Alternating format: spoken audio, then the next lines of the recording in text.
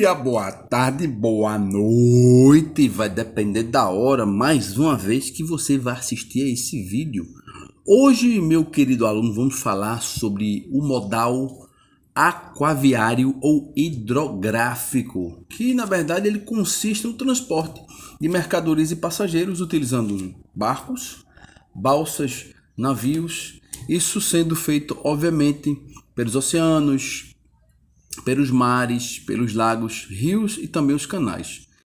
Nesse modal, ele faz o transporte de matéria-prima, como o caso do petróleo, derivado, carvão, minério de ferro, cereais, bauxita, alumínio, fosfato e vários outros.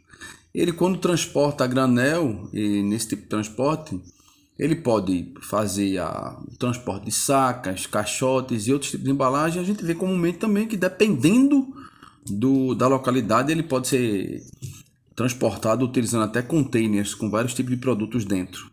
Esse transporte, esse tipo de modal, é um modal antigo. Se a gente for adentrar na história, a gente vê que tem uma cultura viking, que eles utilizavam geralmente esses barcos para dominar outras regiões.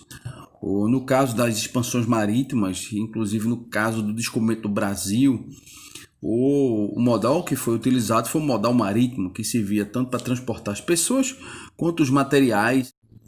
As primeiras grandes potências, assim, do ponto de vista histórico, nós temos os egípcios, os gregos e os fenícios, que eles remontam das primeiras embarcações marítimas que se tem ideia. Inicialmente, só tem ideia, as primeiras embarcações egípcias, elas datam de mais de 2.500 anos antes de Cristo. E no caso brasileiro, nós temos Cabral, que saiu de lá em século XVI, com 3 embarcações, chegando no Brasil em 22 de abril de 1500, e esse modal que ele utilizou foi o modal aquaviário para descobrir o Brasil e utilizar também para o transporte tanto de mercadorias, que iriam garantir a existência da população, no caso a subsistência deles, a estocagem de alimentos e tudo que era necessário para essa viagem, que não foi uma viagem curta, uma viagem longa, levando em conta a questão da época, e a volta também levando algumas iguarias, algumas coisas que eram negociadas com os índios, a volta para Portugal. E aqui no Brasil foi criado mais ou menos no período entre 1930 a 1945 o Departamento Nacional de Portos e Navegações, que era o DNPN, que ele passou a tratar inicialmente dos assuntos relativos à marinha mercante aqui no Brasil. E foi aí mais ou menos em 1964 que foram inaugurados portos, no caso de Mucuripe, que fica lá no Ceará, o porto de Itaqui, que fica lá no Maranhão, o porto de Aracaju, lá no Sergipe, e o terminal Sanileiro no Rio Grande do Norte, que isso aí possibilitou realmente o Nordeste desenvolver desse mercado utilizando esse tipo de modal. O Brasil ele possui aproximadamente 8.500 quilômetros de costa navegável e temos em média 34 portos públicos. Desses 34 portos, 16 eles são delegados aos estados e municípios, ou no caso. E em torno de 18 desses portos, eles são acompanhados, são administrados pela Companhia Docas, que é uma sociedade onde o maior acionista, no caso o acionista majoritário, é o governo federal. E no caso o transporte marítimo ou hidroviário, ele se divide obviamente com base no uso. Então você tem o transporte marítimo, que é aquele realizado no mar, os mares, os oceanos, e que utilizam inicialmente os navios para o transporte de carga, podendo ser por cabotagem, que é aquele sistema que é feito entre os portos do mesmo país, ou de longo curso, que é quando esse transporte é feito do porto do país para o porto de outro país. Então vamos supor aqui, esse transporte por cabotagem, ele sai daqui, vamos supor, do porto do Suape até o porto de Santos. Ele sai do porto de Santos até o porto lá da Bahia. Então é cabotagem, porque ele é feito dentro dos portos Brasil. No caso da de longo curso, é como se eu estivesse saindo daqui do porto de Suape e indo até o porto da China, o porto dos Estados Unidos. O segundo é o transporte fluvial, que é um transporte que se utiliza, obviamente, dentro dos rios para o transporte de cargas que são geralmente feitos através de barcos. E o lacruste, que é o transporte feito através dos lagos e lagoas, muito comum lá nos Estados Unidos, principalmente aquele trecho ali do Alasca, tem grandes lagos, e ele faz esse transporte dentro desses lagos. No Brasil a gente tem mais ou menos uma rede hidroviária de aproximadamente 22.037 quilômetros. E eles transportam cerca de média de 13% das mercadorias internas do país.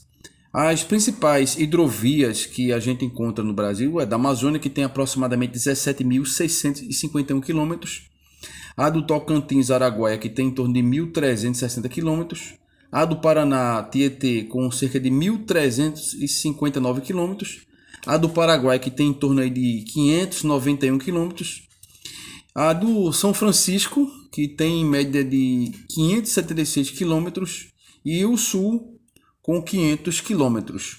Na região amazônica, há cerca de 80% das vias navegáveis do país. Então está tudo praticamente concentrado nessa região, até porque a gente sabe que a Amazônia é cortada por vários rios. O Brasil ele possui aproximadamente 8.500 quilômetros de costa navegável e temos em média 34 portos públicos. Desses 34 portos, 16 eles são delegados aos estados e municípios, ou no caso. E em torno de 18 desses portos, eles são acompanhados, são administrados pela Companhia Docas, que é uma sociedade onde o maior acionista, no caso o acionista majoritário, é o governo federal. E aí, só para a gente ter ideia da magnitude desse tipo de modal, foram transportados em média 491,1 milhões de toneladas de carga. Só para vocês terem ideia, nos nossos terminais. O principal destino da exportação brasileira é a China, que fica em torno de 189,9 milhões de toneladas, que aí abrigam inicialmente esse comércio principal, que é justamente os minérios e a soja. E a gente importa muito dos Estados Unidos, de em torno de 13,7 milhões de toneladas, que os produtos que mais utilizamos, mais transportamos e mais importamos dos Estados Unidos são os produtos químicos, inorgânicos e os combustíveis. Dentro da questão das navegações interiores, a gente gira em média e 43,7 milhões de toneladas transportadas. E esse número em torno ele vai gerar aí na faixa de 4,6% do volume de transportado através dessa via. É óbvio que há uma análise quanto às vantagens e desvantagens. Todo e qualquer modal ele tem a sua vantagem e tem sua desvantagem. No caso do modal aquaviário, a vantagem inicialmente é que ele tem uma capacidade de transporte de carga muito maior do que os outros. Ele carrega qualquer tipo de carga. E o custo dele, consequentemente, é um dos mais baixos, se não for o mais baixo. Além de que ele tem um baixo consumo de energia. Com relação a desvantagens é que necessariamente ele precisa de transbordo entre os portos. Tanto o transbordo na chegada do modal rodoviário com a carga para ser colocada dentro do cargueiro, tanto quanto que ele chega no destino, ele precisa também passar por outro transbordo.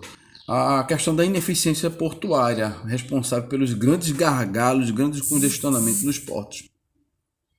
Outro problema é a questão da distância entre os centros de produção e distribuição. Nesse contexto, ele carece da questão do uso das embalagens, que carece às vezes um pouco, mas pelo volume inicialmente ele ainda é ele é o mais eficiente por conta disso. E ele tem uma menor flexibilidade se for relacionada aos tipos de serviços que são utilizados dentro desse modal. Dentro do contexto puxando mais para a logística internacional, existem vários tipos de navios, como no caso do porta-container, como no caso do navio de carga geral, o navio graneleiro, o home office o navio tanque, o navio frigorífico, o navio multicarga e o navio curral. Obviamente que existem vários outros tipos de embarcações que são utilizadas nesse transporte.